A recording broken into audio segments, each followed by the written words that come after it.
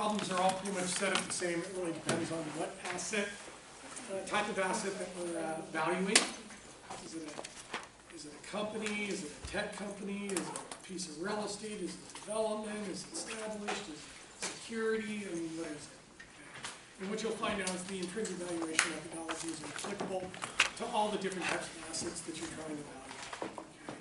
What we're going through here is basically the underwriting process, which is called underwriting. Investment underwriting is what we're doing. Usually, this is just a very high-level example, but usually it would take maybe 6 weeks, maybe a couple months, maybe 3 months to basically underwrite transactions of this size. Okay. But it's the intrinsic valuation is really is the key. And then how do you make an investment decision at the end of the day? Okay. So let's go through it. As we know, there are 4 main valuation methods.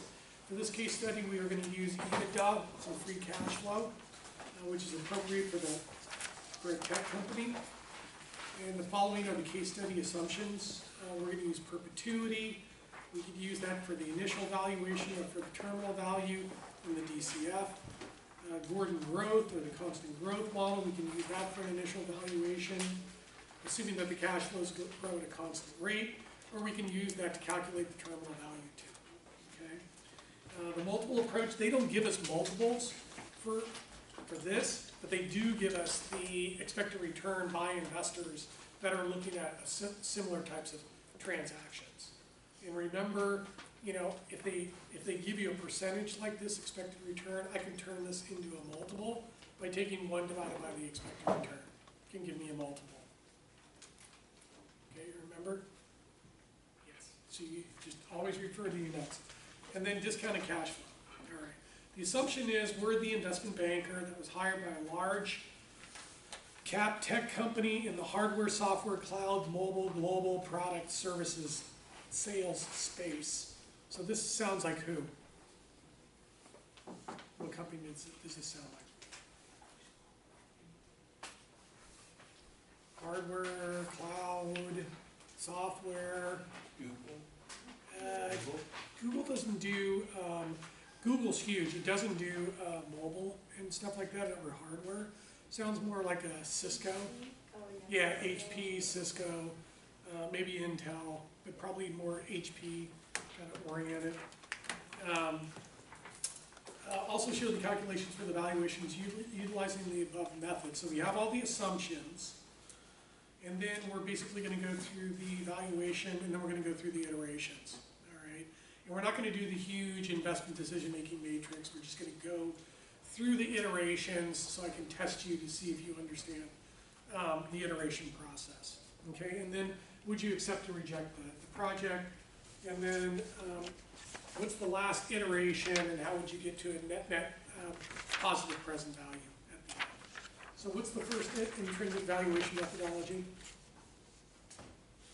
Well, you can just say it. I don't care. I mean, I won't be offended. Perpetuity. Perpetuity. Got it. Okay.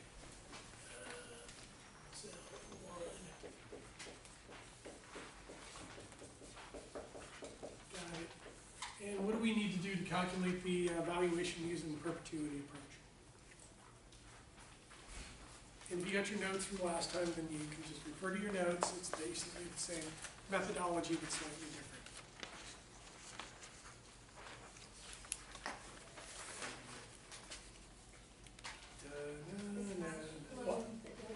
What? Got to do the cash flow. Last year, this year, or next year? Next year's, got it. Okay, so how do I calculate next year's cash flow? Well, just give me the numbers. You guys can, interject anytime. We won't be, offended if you just yell out some stuff and just interrupt us at any point. I highly encourage it. How do I calculate next year's cash flow? And what cash flow are we using? What cash flow metric are we using? What cash flow metric are we using? We're using free cash flow, but the actual accounting cash flow is... Well, we'll do that in a second. EBITDA, got it. Okay, so then what do we do and how do we calculate next year's cash flow? Take 200 million, got it. Excellent, okay, now what do? Divide that by something, multiply it by something? Divide it, okay. I divide that by something, or I divide something into it?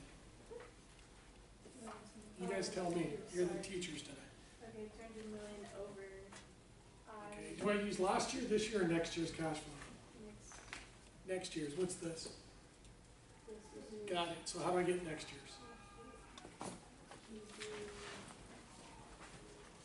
How do I get next year's? It's all right there. You're gonna be in a meeting, they're gonna be asking you questions, you're gonna be going, I don't know. I don't remember Professor Sousa's class. How do I get next year's cash flow? What do I need to do? Did you multiply the 200 million times G with the T plus 1 parentheses, or no? And multiply that by what? T plus 1, or is that, I don't know. Like that? What is it? Yeah, where'd you get the 20%? Oh, it's right there under the pro forma cash flow growth rates. Got it. Okay, excellent. So what does the multiplication look like right here? I'm testing it. So 200 times 1.2. Got it. Okay, so what's 200 million times 1.2? What is it? 240. Got it. 240 million. Excellent. Now what do I do? Now what do we do with that?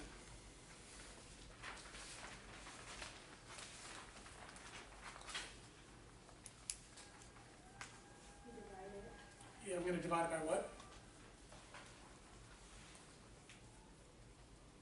What do we usually divide it by? What's it called? You divide by 5. Discount. Divide it by 5, like this. Like that. No? Yes? What do you divide it by? The discount. The discount rate. What are we using as the discount rate in this case? Isn't it the discount rate minus something? What model is that? What model is that? That's the Gordon Growth model. Yeah, it's Gordon Growth, got it. Are we using Gordon Growth? No. No, we're using perpetuity. So what do we divide it by? You said the discount rate, so what are we using as the discount rate? 8%. What is it? 8%. 22%. Yeah, I'm using the weighted average cost of capital of 22%. So it'd be, So what is it? 0.22. Got it. Excellent. Woohoo! All right. We're partying. All right, excellent. So what's 240 million divided by 0.22? Do you guys have calculators? Who doesn't have a calculator? Can you do this stuff in Excel? Can you program it? yes. And then use it for the stock case study if you want to do? Who doesn't have a calculator? It's 1,090.909. What is it? 1,090.909. You just grab it. What is it? 1,090.909. 90. So look, can I just do that? So 1,091 million. Is that right? Yeah, Rounding up? yeah. Yeah. Okay, can somebody check those numbers for me? Yeah, we got it. Awesome. And that's roughly what? Yeah, 1.1 billion. Got it. Does that sound about right Yes, for a company like that? Right? Does it make sense? yes. Isn't 20 million, it's like 1.1 billion, right? Because it's a large cap company, it's not a small cap company. All right, what's the next one? Gordon Growth. Gordon Growth's also called what? What's another word for Gordon Growth? Write that down, please, constant growth.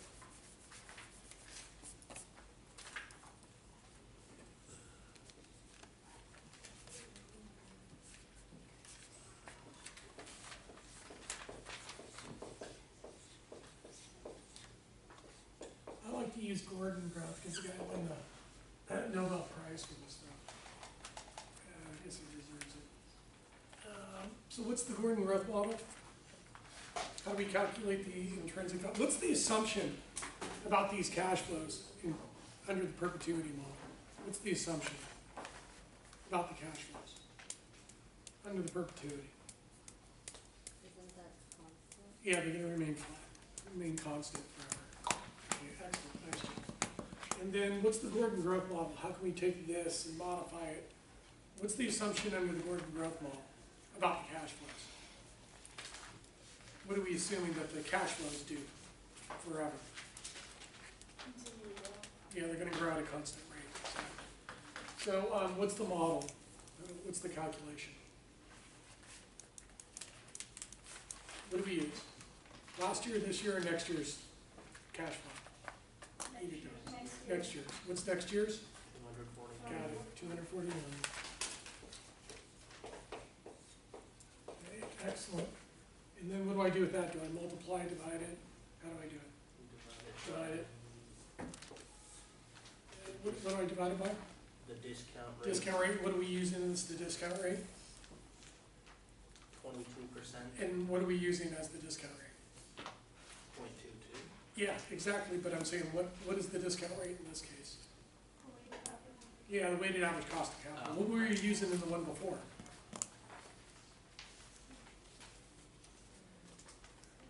What do we use as the discount rate in the first problem? No, it says right there. Oh. What are we using as the discount rate in the first problem? Expected return. Yeah, we're using the expected rate of return, and what are we using in this case? The weighted average cost of capital, got it, okay, excellent. I'm not making you calculate the weighted average cost of capital, you will be doing that, you know, in your extra credit and homeworks and stuff like that, and we will do the calculation, use it in an application when we get past the midterm. Is this, if you look at the capital structure of the firm, where it says 70% debt or bonds and 30% owner's equity, is that a highly leveraged firm? Would that be considered highly leveraged? Where 70% of its financing is coming from debt, and 30% is coming from the equity? Is that a highly leveraged firm? Yeah. It's pretty highly leveraged, yeah. What if it was 90% debt and 10% equity? Would that be a highly leveraged firm? Yes. Yes, it would. Okay, and if there'd be a lot of risk associated with that. Okay, so let's do the calculation. So you said what, 0.22? Yeah, and then what do we do? Minus Minus what? What growth rate are we gonna use? the growth rate in the year. Huh? The growth rate in the year. Yeah, what growth rate do we use? From, under the assumptions. And we got the pro forma cash flow growth rates, and then we have some other growth rates. Which one do we use? Do we use the pro forma or the free cash flow growth rate? Free cash Free flow. cash flow. Yeah, use the free cash flow growth rate. Okay. And how much is that? 5%. 5%, and that's what? 0.05, and that comes out to be what? 0.17. 0.17, and what's 240 million divided by 0.17?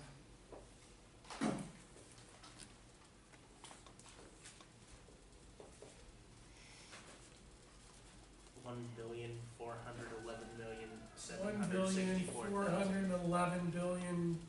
764,706. I love it. I'm just gonna round it up. Okay. So we're basically at 1.4 billion. Wait, I have a question. Yeah. How did you get from million to billion on the perpetuity one? 240 divided by 0.22 is 1,091. Right. So 1,091 million. Okay. 1,091 million is 1.1. If you round up, the 9 turns to a 1 here. So 1.1 billion. So I just rounded it I up. see. Thank you. Because they're going to think you're a little crazy if you're talking about, you know, 1,412 million, just say 1.4 billion. Okay, got it. What's the next methodology? Multiple. Multiple approach, got it. Did they give us multiples? No. No. we can make one for Yeah, this. you got a calculator. So what we'll do is we'll calculate the multiple, and then we'll calculate some other multiples too, just to see, just to test, to see if they're within some kind of reasonable range. So this one's the multiple approach. Got it. Okay, and then what do we do for the multiple approach?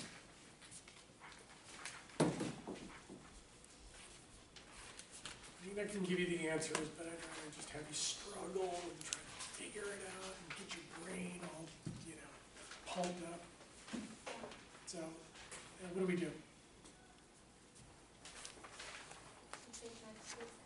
Yeah, which is how much? 240 Got it. 240 million, got it. And then what do we do with that? Times it by any multiples that we create. Yeah, exactly. We're gonna times it by a multiple, so can you give me a multiple? I think I already told you the answer. Yeah, Yeah. 1 over the expected return. Got it. You're awesome. 1 over the expected return, which is point, well, we're not using expected return in this case. We're using what as the discount rate? Yeah, we're using the weighted average cost of capital or the WACC. So what's 1 divided by 0.22? 4.55. What is it? 4.55. So 5 times? We'll use 4.55, got it. Can I manufacture multiples using other approaches? Yes. Yep. Can you give me an example? Not really. Can I use this one? What is it? WACC is 0.22. Oh no, what's the expected return? 12%. Got it. Can I calculate a multiple doing it that way? Yes. Okay. So what's 1 divided by 0.12? 8.33. 8.3. That seems a little bit better, doesn't it? Yes. I mean, this company, right? This company is what kind of company? Large tech company in hardware, software, mobile, global, product, service, sales. Do you think that this company's cash flows are gonna grow at some rate forever? Yeah, I mean, IBM's done it pretty much for, I don't know, 80-something years. Got it. Can I manufacture another multiple? Can I manufacture a multiple using the Gordon growth model? Yes. Yeah. Yeah, just keep saying yes, and you'll be great. Okay, so 0.22 minus 0.05 gives you what? 0.17. And what's 1 divided by 0.17?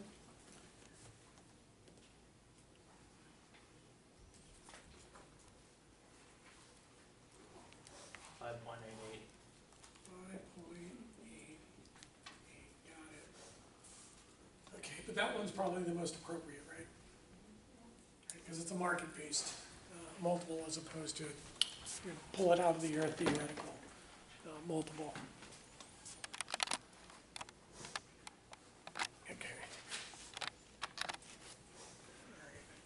So what's 240 million times 4.55?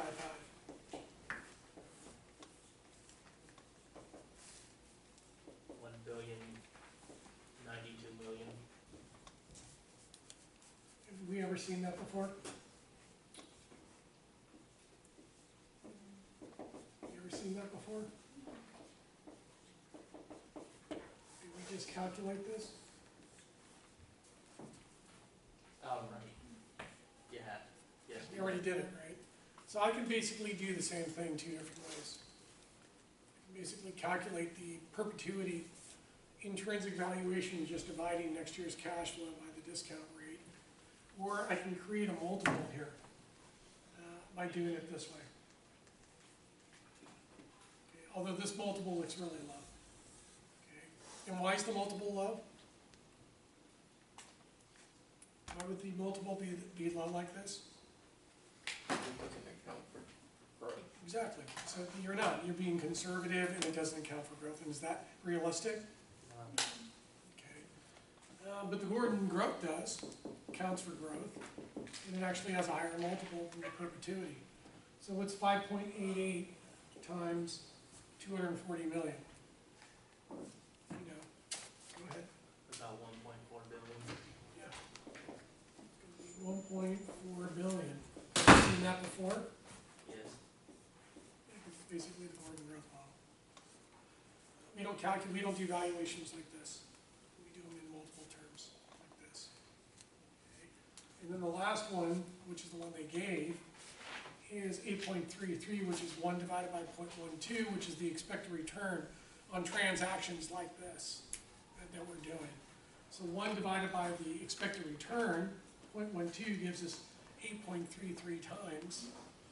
So what's 8.33 times 240 million? 1,999. What is it? It's about 2 billion. Yeah. 2 point something billion? No, just 2. Got it. Now, are all these valuations in relatively close ranges? Are they relatively close? I mean, are they huge dispersion or are they relatively tight? Especially these two. Right, because this one includes growth. This one includes growth. So are these relatively close to each other? Yeah. Yeah. We're not looking at like 20 million and 2 billion or, you know, 100 million to 1.5 billion. They're relatively close to each other. So the valuations are relatively close, which is a good sign. Okay.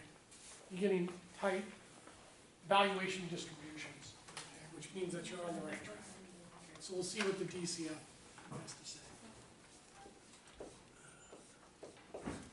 And what does DCF mean? Discounted cash flow, got it. What are we trying to calculate? What are we trying to, using the discounted cash flow, what's the ultimate outcome?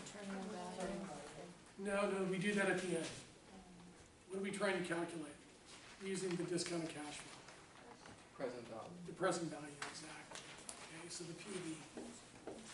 Okay, oh, oops. Wasn't supposed to show you that. You didn't see that. Okay, so what's the first thing you need to know when you do discounted cash flow? What's the first thing you need to set up the structure of the equation?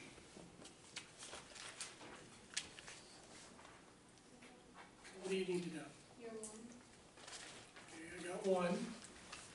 Okay, awesome. Can I just use one time period to calculate present value using the discounted cash flow? You need to account for all the cash flows within the 5-year holding period. Exactly. So the first thing you want to know is the holding period. What's the holding period? 5-year. 5 years. Got it. 1, 2, 3, 4, 5. Is that it? You also need the terminal value. Yeah, I need one more cash flow, right? Because we need that to calculate the terminal value. Excellent.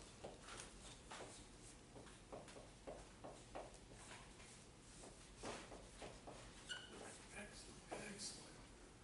And what do we use this year 6 cash flow for? What do we use the year 6 cash flow for? Yes, Ed. Terminal value. Calculate the terminal value. Got it. Awesome.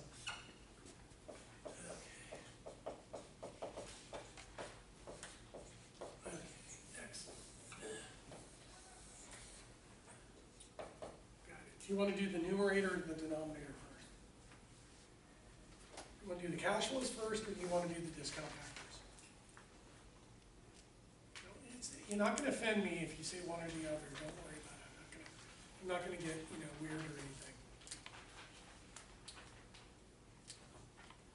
I'm pretty agnostic between the two. But you got to pick one, okay? Okay, don't be shy. What? I heard something. Numerator, excellent, okay. So we're going to calculate the cash flows. So what's the first year cash flow? 240 million, makes it easy. Got it, okay, Okay, now what do we do?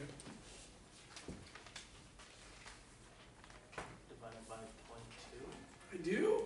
I think we're doing all the cash flows first. Oh, right. I like to like set it up, you know, pick one numerator or denominator. I don't like to go back and forth. I think that's too confusing.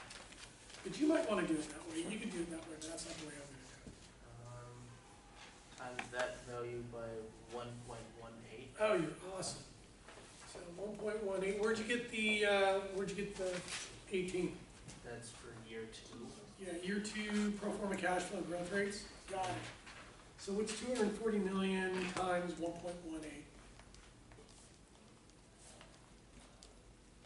Oh, I love the sound of the calculators.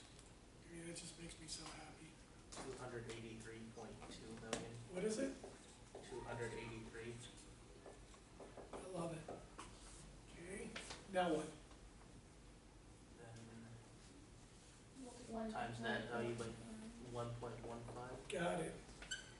And what's 283 million times 1.15? 325 Got it. Now what? times that value by 1.12. Okay, hold on, hold the phone.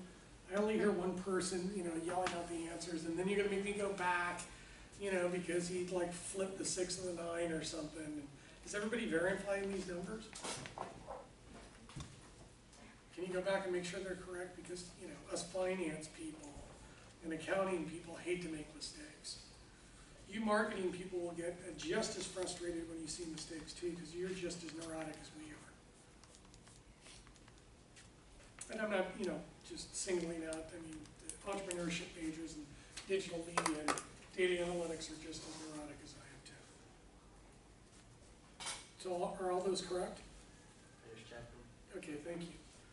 So what's the 325 times 1.12? 364. What is it? Thank you. All right, Professor, yeah. 3 to 6. On the other one, year 3. Is it? If you round up, yeah. Okay, let's do it. Right. Got it. So what's 326 million times 1.12? 365.12.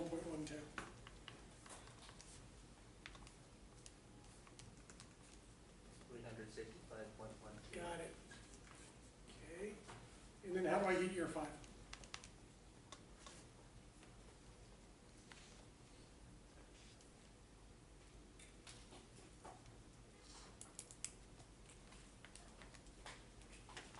It's all right there, under the assumptions. You guys gotta follow along or else you're gonna stay lost. Okay, what is it? What is it? 1.16? 06. 06, got it. Okay, excellent. And 365, if you guys don't know where we're getting these numbers, we're getting them from the pro forma cash flow growth rates. So what's 365 million times 1.06? 387. Got it. Okay, and then how do I do year 6? Multiply it by 1.03. Yeah. And what's 387 million times 1.03? 399. Okay, can I get some confirmation? Yeah. Okay. If I didn't round it all the way, I got 398.25. 398? 398.25. 398.2, since it's under 5, do you round up? Yeah. No. Oh, no, it's 5. You round up. 398.2? Using the Well, I have rounded, 398.6. I got 398.5. 398.5. That's 398.6 if I don't rounded up. round, like, I'll use I had number. 398.6. So it's 35. 399. No, he's saying if you don't round at all, that's what you get. Is this?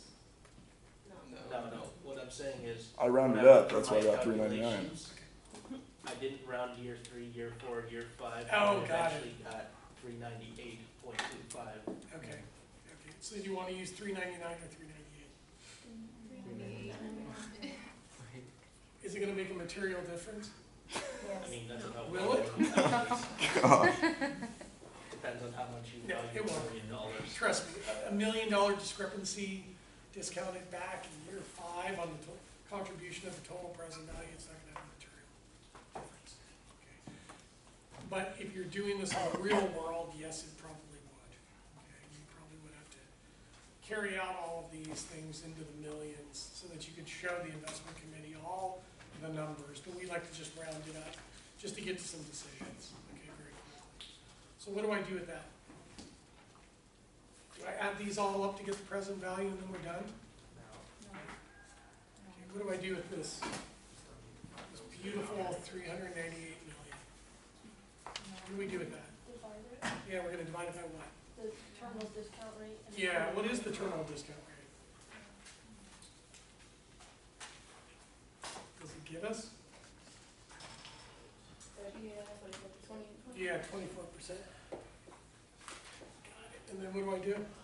Do you assume that the cash flows are gonna remain flat forever or grow at a constant rate? It's up to you. Row. It's gonna grow. So what do we do with this? You subtract it by the terminal growth rate. Got it. What's the terminal growth rate? 0.03.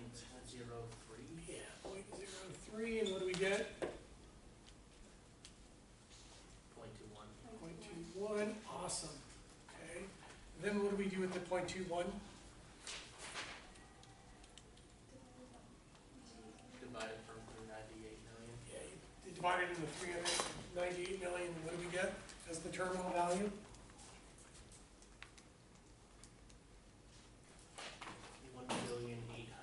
1,895,000,000.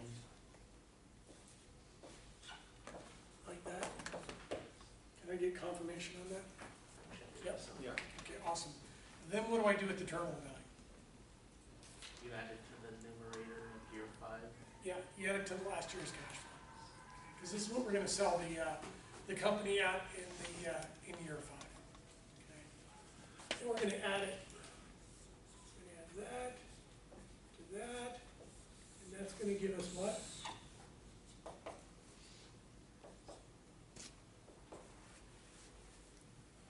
So what's 1895 plus 387?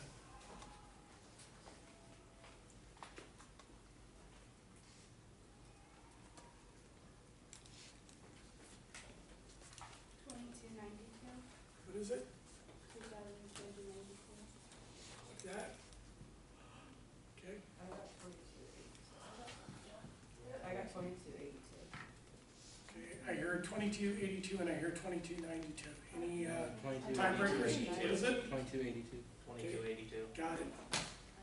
Okay, excellent, thank you. All right, got it. 387. Okay, so I want to show you something really quick, okay? 1895. So these are the, It's your phone.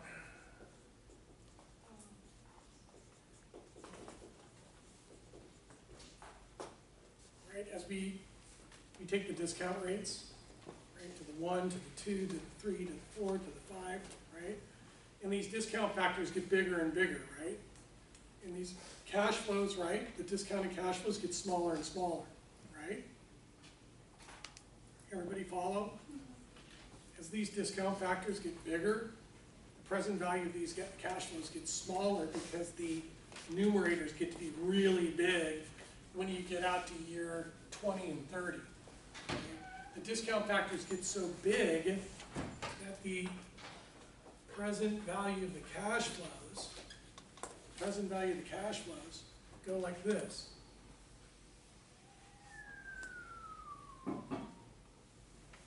Like that.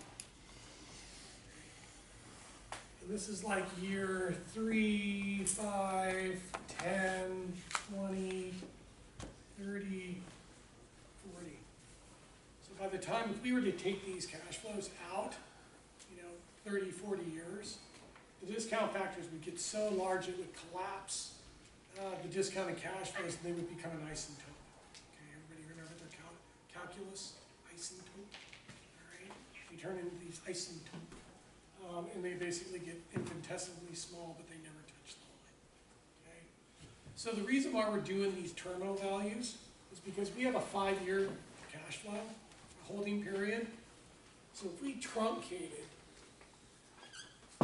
we truncated the line, this is what we're getting right here in this period right here. Okay? These are our cash flows that we're discounting back. But we're leaving all of this value that's not being included in the present value.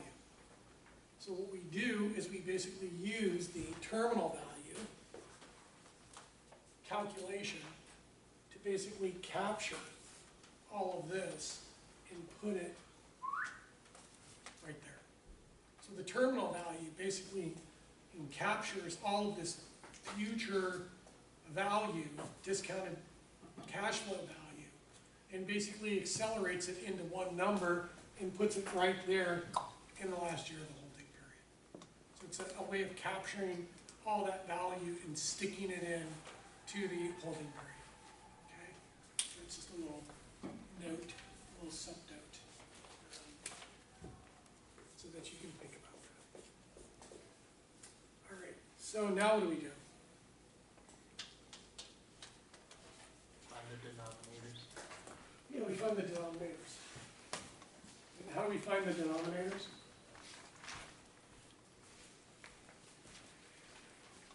Anybody want to take a picture of that? So you can burn it into your brain for the rest of your life. Which is the goal, right? Don't you want to remember everything? Maybe not everything, but don't you want to remember as much as you can from the content in your courses?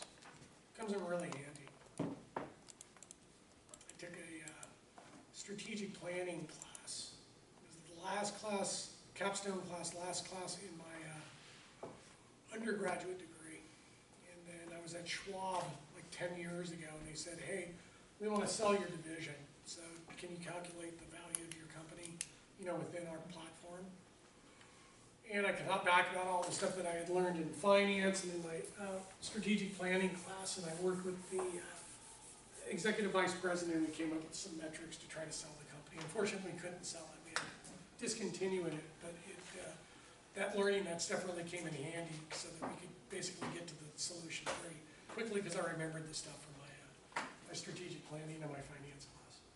All right, so how do we get the first discount factor? What is it? 1 plus the discount rate, Yeah, and what is it?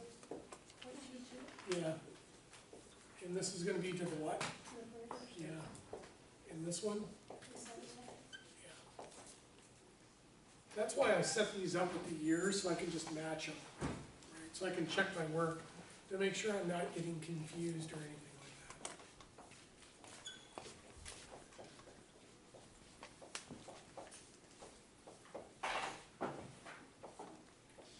Okay, excellent. And what's 1.22 to the 1?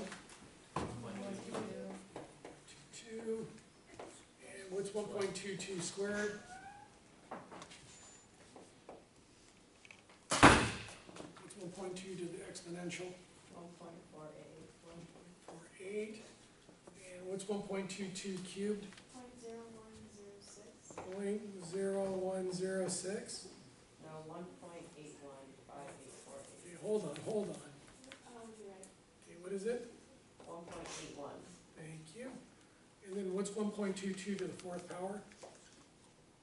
2.21. And what's 1.22 to the 5th power?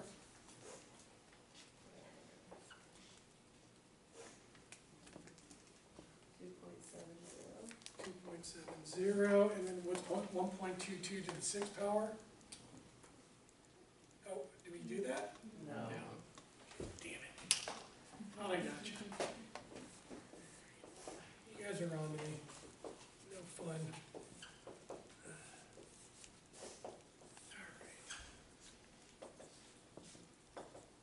Where do you want to start? The beginning or the end? Where do you want to start? The end or the beginning? Beginning. Okay. So what do we do? How do I get the discounted cash flow for the first year? We multiply 240 million by 1.2. Got it. So what's 240 million divided by 1.22? Yeah, you should be going through the calculation so that you can practice, right? Practice makes perfect. 196. That's how we do it in sports. Huh? 197. What is it? 197. 197. And then, what do we do now? I'm just snail's pace, I just wanna make sure everybody gets it. So now what do we do? 283 divided by 1.4. Got it. Awesome. So what's 283 divided by 1.48? 191. 191. Okay, now what do we do? 326 divided by 1.81. Excellent. And then what's 326 divided by 1.81? 180. 180. Got it. And then what's, I'm not gonna say it. 365 divided by 2.21. Yep. 365 divided by 2.21.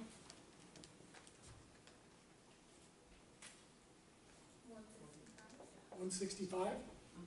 Okay. Confirmation. Yes. Got it. Now what do we do? 387 divided by 2.7. What is it? 387 divided by 2. 2282. What? Oh, yeah. Okay. 2282 divided by what? 2.7. Got it. So what's 2282 divided by 2.7?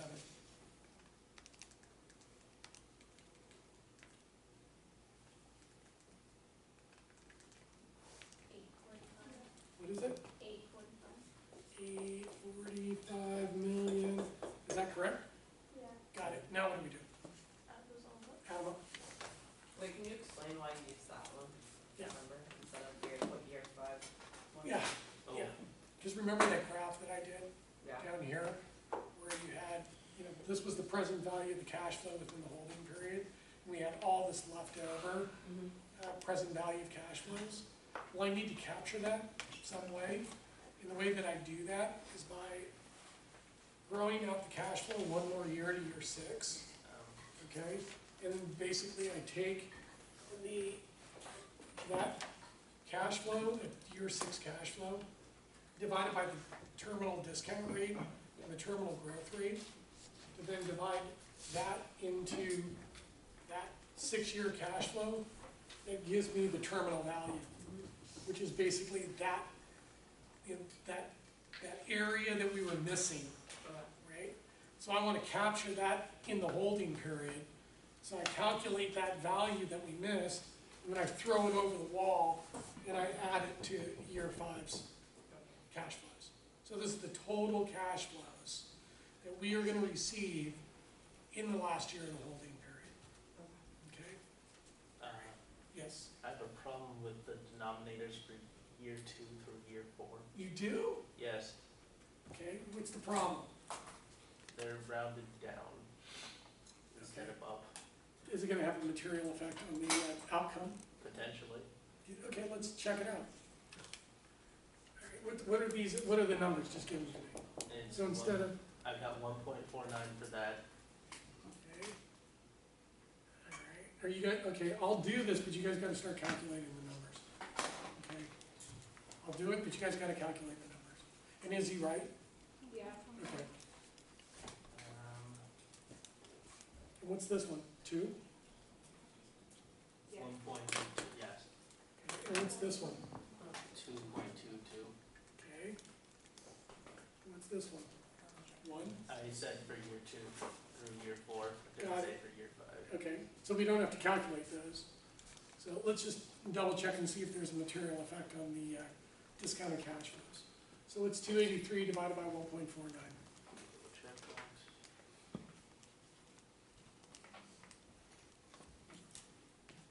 There's a Okay. difference of about 1 million. 190?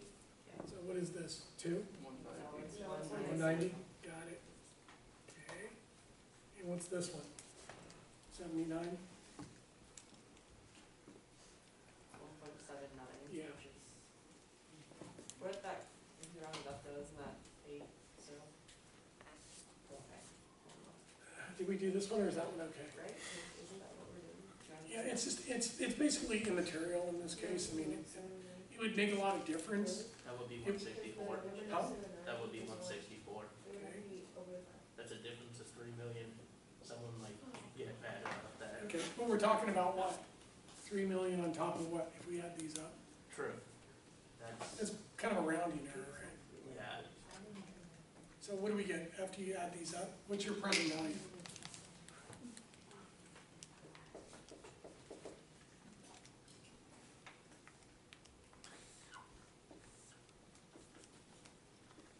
What do we get? can you move? Thank you.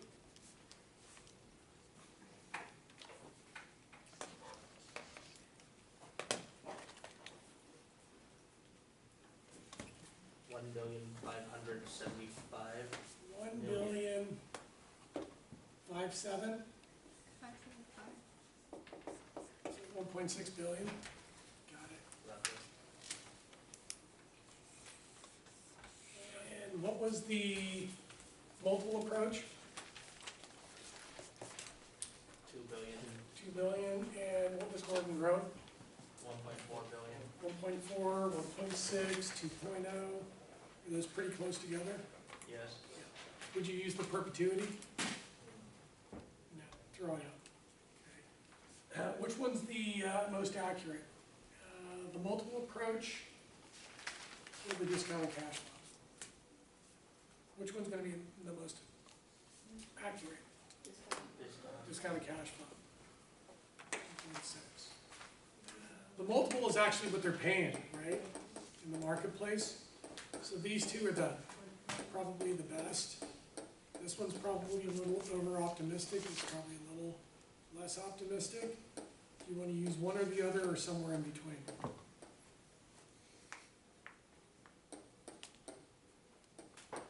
It's your decision, you're the analysts.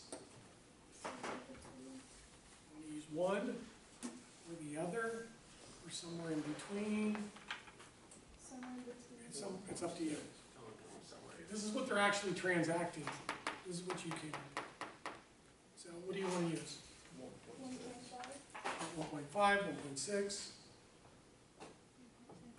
Two opinions out of 20 people, that's less than 10%. That doesn't mean anything. It's up to you. This is an exercise. This is not some esoteric exercise. This is actually what you have to grapple with when you're doing valuations. You got to come up with a point estimate at the end of the day based on the valuation methods. Because they're going to ask you, what do you think? Based on your research, based on your analysis, what do you think? Better to go for more. 1.6? 1.6? 1.6? 1.6, okay. So the intrinsic valuation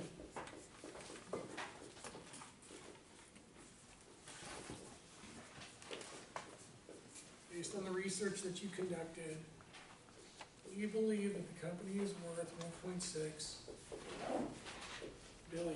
Got it. Now, how much is the company asking for? 4 billion. How much? 4 billion. Oh, great, okay, excellent. So if the cost, right, the cost of the acquisition is how much? 4 billion. Got it. What's my net present value? Negative 2.4 billion.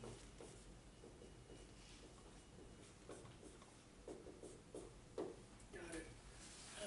With a negative net present value of negative 2.4 billion, would you accept or reject? Reject that immediately.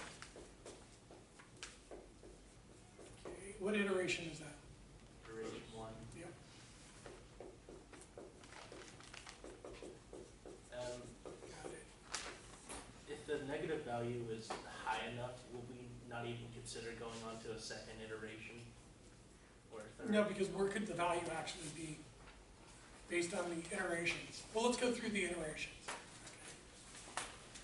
So what's iteration number 2?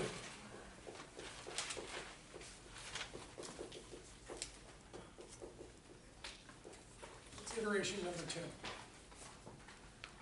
It's the second big. We really want it. We want this company. Ask So how do for- we justify it? Ask for a reduction in price, Yeah, we'd ask for a price reduction. In what amount? 2.4 billion. 2.4 billion. Are we gonna get it? No. Probably not. So the second iteration is you're gonna ask for a price reduction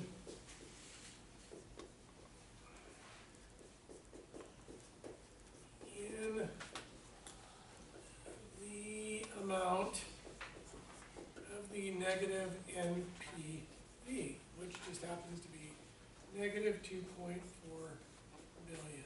Now, you go back to these people and you ask for a price reduction of 2.4 billion, and they're gonna think you're smoking something, right? Right? They're gonna laugh at you. All right. So what's iteration number 3? Would be your assumptions. Yeah. Okay.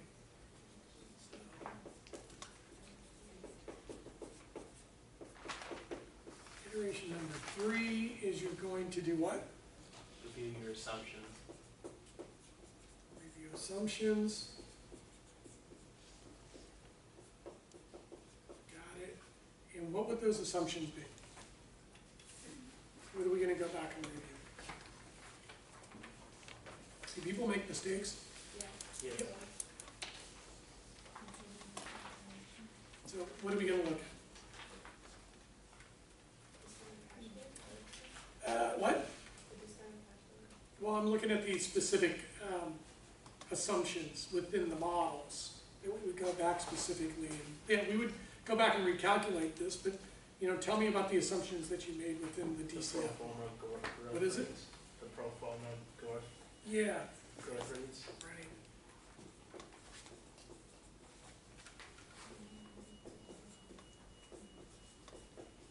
Right, so you're gonna go back and you're gonna look at pro forma growth rates. So these guys, right? And the free cash flow, maybe? Yeah, hold on, so these. Right, we're gonna go back and look at those. So did we overestimate those? Did we underestimate the cash flows, growth rates? If our net present value is negative, did we underestimate the growth rates? We underestimated the growth. We underestimated the growth, got it. So we gotta go back and look at these things and see if we underestimated the growth rates. Okay, what else? Check the beginning cash flow amount. Yeah, totally. Because the initial cash flow, right, is gonna have a huge impact on future cash flows. So did we underestimate or overestimate the initial cash flow? So when our growth rates were accurate, then our cash flow was highly underestimated. Yeah, we significantly underestimated the initial cash flow. I remember this, when I was working in, running a research department up in Marin. The seller hired an appraisal firm to come in and value the property. There were multiple property, anybody been up to Marin and seen the McGraw-Hill building, used to be the Birkenstock building? These guys went in there and they valued the building, and the broker was going, no frickin' way, there's no way the value's at that. The guy totally forgot another building in the back. So he made like a huge mistake. So people make mistakes all the time. So we got initial cash flow, we got pro forma cash flow growth rates, where else could we have made our mistakes?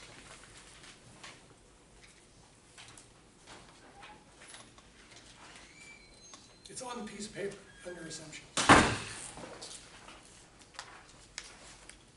This is part of the learning process. The free cash flow growth rates? Yeah, that's what we did right here. And the initial cash flow. Okay, where else did we make our mistakes? Or could it? Potential. Is it assuming that it's a large cap tech company? Yeah, but I'm just focused on the assumptions. What's the difference between the pro forma growth rates and the free cash flow? Oh, those are over here.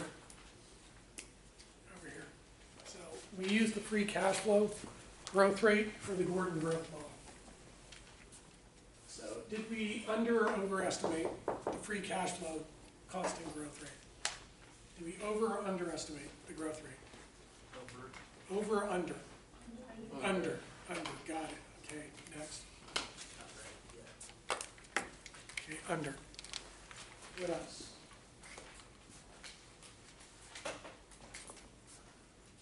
Are you gonna have to go back and review your work? Yes. Yep. How many times? Probably least three. Yeah, at least. And then somebody else is gonna look at it 3 times. So you gotta be able to go back and audit. I didn't even know that, that was just based on my own opinion. Okay, come on, it's right there. It's on the page, it's under assumptions. There's not a lot of stuff there. Can you look on your page? It's not up here, it's on your page.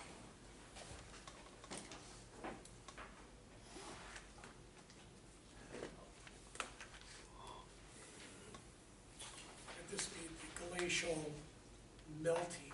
Is it the Then- weighted average cost of capital? The weighted average cost of capital, so that's, what are we using the weighted average cost of capital for? Discount rate? The discount rate. So did we over or underestimate the discount rates? We overestimated it. So if we lower them, what happens to the present value and the net present value? If the discount rates go down, the present values go up. Net present values? Go. Up. Got it. Okay. Let's do it again. If the discount rates go down, if we lower our discount rates, then the present values go up. Net present values? Up. Got it. Okay. All right, excellent. So those are the going in discount rates. Are there any other discount rates that we used? We used the terminal discount rate. Right? Is the terminal discount rate too high or too low? Too high or too low? Too high. Too high. So if I lowered it, what happens to the terminal value? It goes up. What happens to the present value? Goes up. What happens to the net present value? Goes up. Got it. Okay, excellent. What else? We're getting close. Would our lack of, What? would our lack of consideration of the capital structure be significant? It probably would. That is a very important distinction. What's more expensive, debt or equity? Debt. No, actually, the debt, you can, the interest on the coupon, the payments on the debt, the interest, coupon is tax deductible. So it makes it cheaper. So what's more expensive, debt or equity? What? Equity, right. So if we actually increase the, if we add more debt, right, we take our capital structure from 70-30 to 80-20, and debt's cheaper, what would it do to the weighted average cost of capital? If I'm weighting more cheaper cost of capital, right? I'm increasing the cost of the debt, which is cheaper than the equity, then my weighted average cost of capital is gonna go down. And if the discount rate goes down, what happens to the present value? Goes up. Goes up, what happens to the net present value? Goes up. Got it. Okay, so yes, that was very astute. Okay, what else? Are multiples? Totally, right. Could we have underestimated the market multiple? Yeah. New transactions may have come out at a lower expected return, which means the multiples could have been higher, right? So if the multiples are higher, what happens to the valuation? If the multiples are higher, what happens to the valuation? If the multiples are revised up, what happens to the valuation? Goes up. Goes up, what happens to the present value? Goes up. Goes up, what happens to the net present value? Goes up, got it. Okay. All right, you guys are doing good. I think there's one more up there we didn't talk about.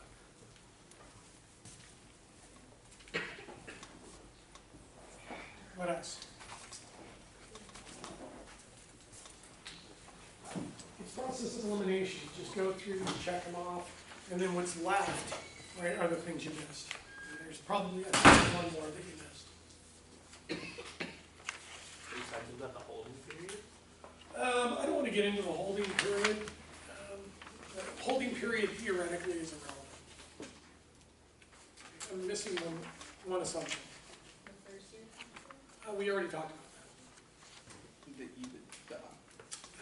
EBITDA is just a cash flow metric. What? The growth, the terminal growth rate? Got it. So did we under or overestimate the terminal growth rate? Under. We underestimated it. So if we revise it upwards, what happens to the terminal value? Goes up. What happens to the present value? Goes up? What happens to the net present value? Goes up? Got it. Okay. That's the exercise here. Do you understand the, how to do the audit?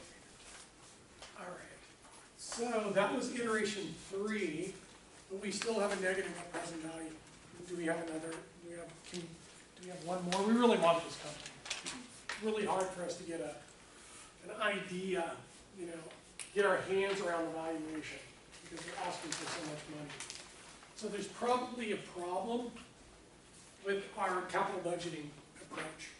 We probably have to do something a little bit more creative to justify it scientifically. So what do we have to do next? Is there an iteration 4? Yes. Okay.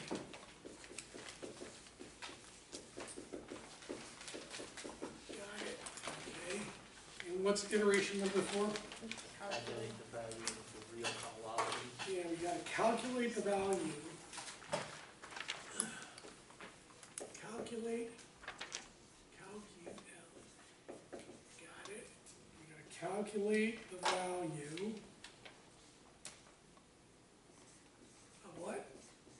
The real call option. Yeah. Real option. Now, did I go over the 2 methods of actually calculating real call option? Did I talk about that? What were the 2 methods? 2 mathematical equations used, math. Did I talk about that? The 2 approaches in the calculation?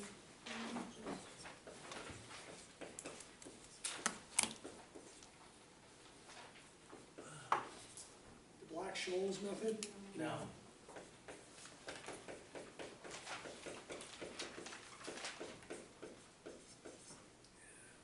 Black-Scholes and binomial tree. Those are the 2 methods to calculate the value of the real call option. You'll learn this when you go get your master's degree in business administration, or a master's in operations, or something like that. So you can use the Black-Scholes method, and you can use the binomial tree. What are the 3 factors that drive values of real call options? What are the 3 factors that drive evaluations? Time value. Yeah, time value. What else? Volatility. Yeah, valuation. Volatility. Oops.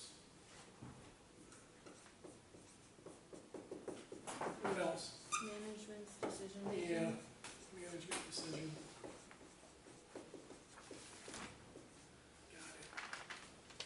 Okay, and what does the value of the real call option need to be? It's gotta be greater than or equal to something, right? So what is the value of the real call option calculation? What does the value of the real call option need to be? Needs to be greater than the absolute value of the net present value. Yes, you're close. You're close. What does it need to be? Yeah, we're trying to get to the net present value, Zero. okay? Trying to get to it.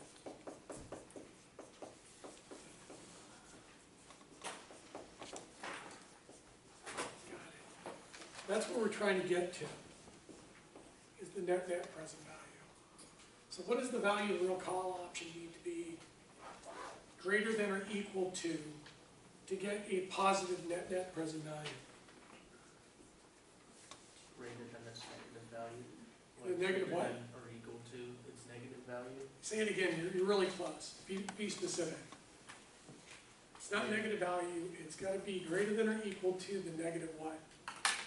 Net present value. The negative net present value. Got it, Right. got it, okay?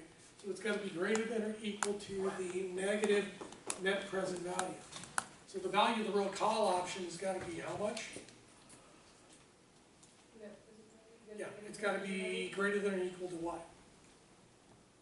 Negative 2. It's gonna be greater than or equal to negative 2.4 billion. Got it. Okay. Which means So the value, this basically tells you what's going on here. The value of this company, the majority of the value of this company comes from time value, valuation volatility, and management decisions. Because that's where the majority is. So it's gotta be greater than the 2.4 billion. Got it. And if the value of the roll call option is greater than 2.4 billion, then your net present value is what? Positive. And if it's positive, do you accept or reject? Got it. And if the value of the roll call option is less than, or let's do it this way, is equal to the negative net present value, then your net present value is what? Zero. And if it's zero, do you accept or reject? Got it. And if the value of the roll call option is less than the negative net present value, then your net present value is what? Negative. And when it's negative, do you accept or reject? Reject it. Got it. That was a lot. All right. In the book, they usually just go through one. They just go through iteration one, accept or reject. In the real world, it's not the way it is. We go through multiple iterations. We ask for price reductions. We go back and review all the assumptions. We ask for the price reduction, review all the assumptions, and then the really smart companies utilize their financial engineers, and they basically come up with real call option valuations. Because the capital budgeting, this is very simple, right? It doesn't take into probability. Okay? It doesn't take in possibility. This captures, the real call option captures the probability possibility that you may be leaving a value on the table, especially for tech companies. Okay? How much time do I have? 15? Okay. So what's the next one? Oh, we're going to do security. Oh, so much fun. Okay. So we're moving away from companies, and we're going to start valuing the equity of the company or the actual stock price. And what kind of company is this? Yeah, it's a tech company. And what kind of company? What? It's a computer chip company. What? Computer chip. Yeah, and then, but what about the, IBM and Intel? What about those companies? Manufacturing Yeah, computers. the manufacturing, have they been around a long time? Yes. Yeah, you know, so we can, it's pretty easy to be able to estimate the growth rates and the earnings. It's really easy to identify the, you know, discount rates, the growth rates, so it's pretty easy, a lot easier to value IBM and Intel than it is Salesforce. And obviously, even the investment bankers couldn't figure out how to value WeWorks, so they basically abandoned the initial public offering. They couldn't figure it out. And I don't know, you tell me, how do you value Uber or Lyft? I don't know how to do it. It's pretty hard to value companies that have negative earnings. Okay, so let's do this. So what do? What's the first thing we do? Intrinsic value and stuff. What? The intrinsic value. Yeah, we're gonna do the intrinsic values. What's the first one? Perpetuity, got it.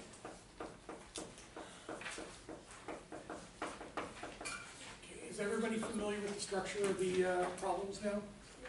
Okay, we're not kind of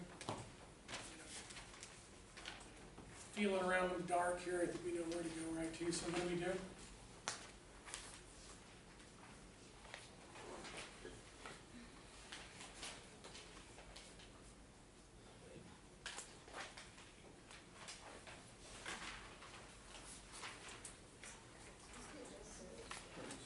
What is it? What are we using? We're using earnings per share last year, this year, or next year? Next year, Next year? which is 14. How do I calculate it? Oh, they give it to you. Yeah, it's Yeah. given. Yeah. Damn it. I wanted you to calculate it. Okay. Okay, what do I do with that?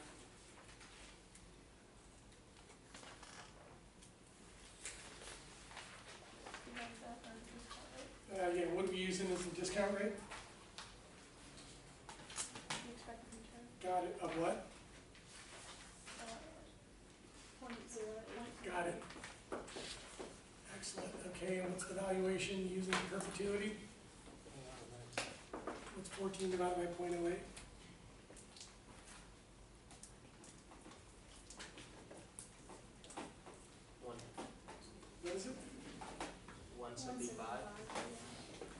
that correct? Yes. Got it. What's the next method? Got it. How do I calculate the valuation using Gordon Grove? 14. Okay, take 14, got it, divided by what? 0.08 minus the growth rate. Okay, and what's the growth rate that we're using? 0.01. 1, that gives us what?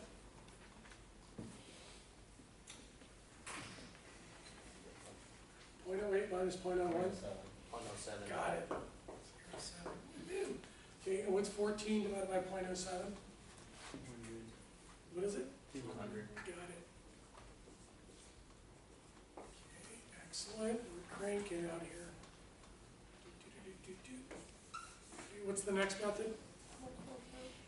Okay. Got it. How do I calculate the valuation using the multiple approach? Do they give us multiples? Okay, how do I calculate valuation using the multiple approach?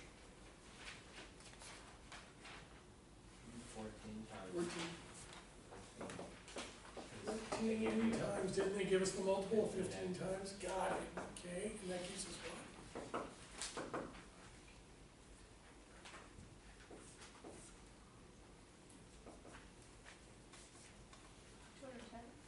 Ten. Got it, excellent. And then what's the next method? Perpetuity. We already did it, Not even. Discount. DCF. Okay, what's the first thing, what are we trying to calculate? Present value. Got it. So present value of the cash flows. What's the next thing we need? What do we need to know? Over period. Got it, how many years? 5.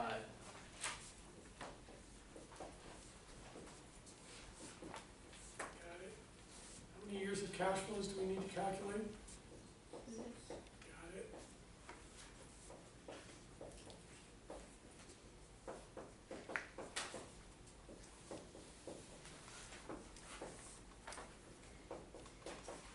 Okay, and what are we trying to calculate with the 6-year cash flow? Got it, terminal value. What do you want to do, numerator or denominator? Numerator. Numerator.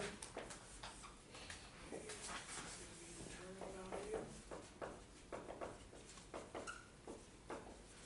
Got it. Okay, we're doing numerator first. Okay, what's the first year earnings per share? 14. Got it. And how do I get year 2? What is it? 1 point what? 0.05. Got it. Okay, so what's $14 times 1.05? 14.7. What is it? 14.7. 14.7? 21. I hear 21 and 14.7, what is it? Oh, wait, I did it wrong. It's like 14 times 1.05. 14.7. Thank you. And then how do I get year 3? 14.7. What is it? 14.7 times 1. What do I multiply it by? What? 14.7 times 1.05. 1 point. Is that true? Yeah, it's the Yes. same. It's the same. Okay. So I got, right, I took the first year, multiplied it by 5% to get the first year. Then I multiplied it by 1.05 to get the second year. Then I multiply it by what? 1.04. 1.04. Got it. So what's 14.7 times 1.04?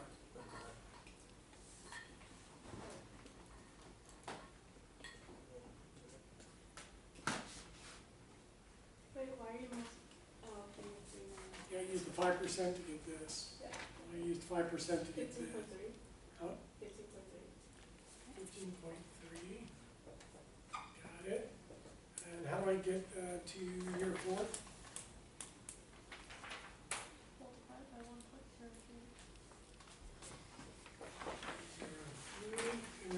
15.3 times 1.03.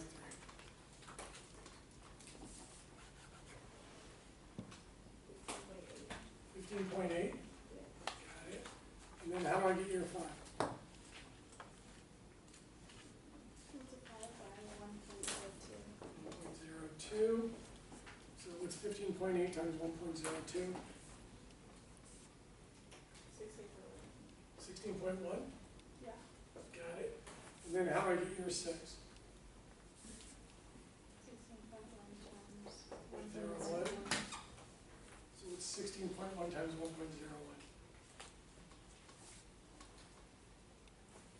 16.3. 16.3, and what do I do with the 16.3? Divided by the discount rate minus the growth rate. Yeah, what discount rate are we gonna use? What? The terminal discount rate? Of what? How much is it? 1. Got it. And then what do I do next? I what? 0.01. That gives me what? 0.09. 0.09. It's 16.3 divided by 0.09. It got 16.2. What? For year 6, it got 16.2. Oh, damn. Okay, How'd you 16.2. get that? I did it again. Oh, cause you didn't run all the way through? I didn't run all the way through. Okay, Use the 2 or 3? original numbers. What do It's you want three to if you round all the way through, but Okay, what do you want to use? 3? 3. It I was, don't know. I guess. Doesn't matter. Okay, what's 16.3 divided by 0.09? 180 point, What is it? 180.25. yeah, it's 181. Yeah. 181? 181. Yeah. 181. 181? Yeah. Okay, got it. Phew. Okay, and then what do we do with that? Add it to Yeah. the Add to last year. Got it. Okay, what does that give us?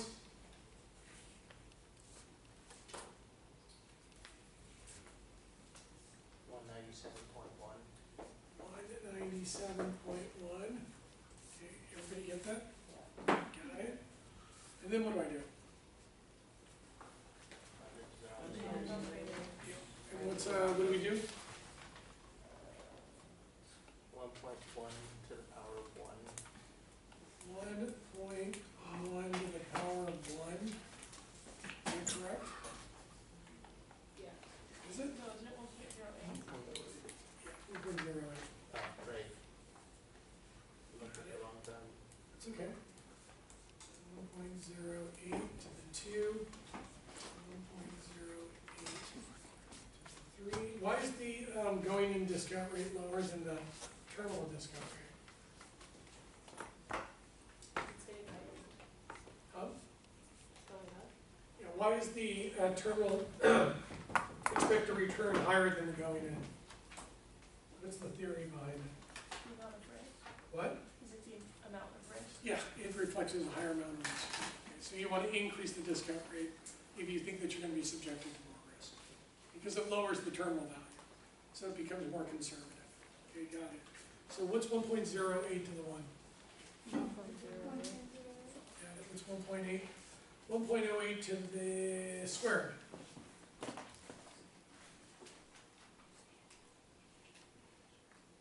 .08 squared?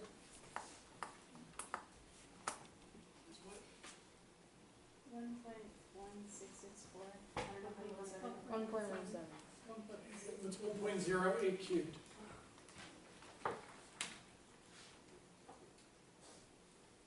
1.26. Yeah. What is it? 1.26. Got it. And what's 1.08 to the 4th? 1.36. And what's 1.08 to the 5th? 1.47. Is everybody getting that? Is that right? Yeah. Okay, now what do we do?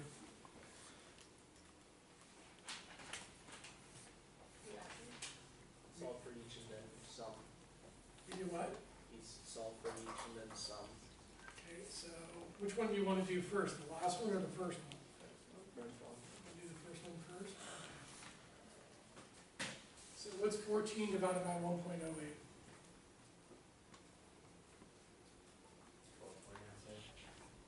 12.96? Yeah. Okay. And then what's 14.7 divided by 1.17?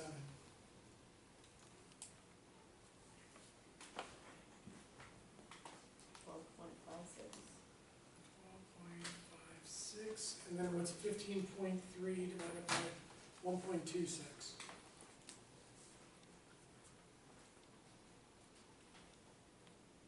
12.14.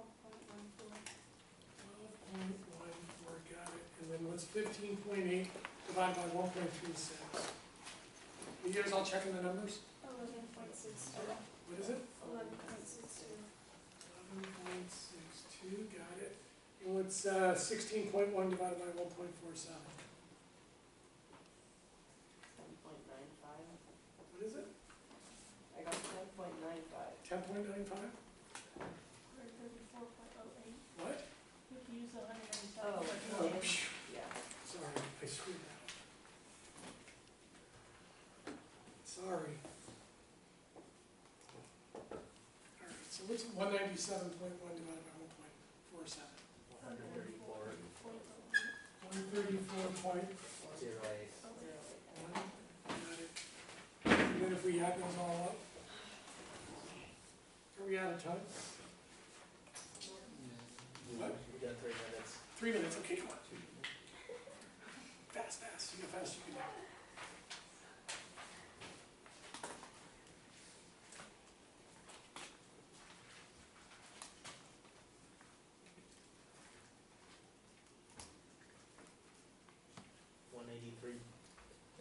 Point 4. What is it? 183.4. Or what? It's actually 183.38. Yeah, 183.38. Like this? Oh, No, but you no, can round it. 183.38. Yeah, 183.4 if you round. No, I want it 2 decimal points when you do security. Yeah, 183.38. 183.38. And when you do stocks, you gotta go out 2 basis points. Or, no, 2 decimal points. All right. So we got 175. 175 for perpetuity. Gordon growth, we got 200. For multiple approach, we got 210. And for DCF, we got 183.38. Okay, write those down and then bring them in next class, and then we'll do the scenario analysis and calculate the weighted average, intrinsic values, and then compare it to the current stock price and see if it's a buy or a. Oh, we can accept it. No, that's capital budgeting. This is securities analysis. So this is a little bit different. I'll show you the nuance. Okay. Nice job.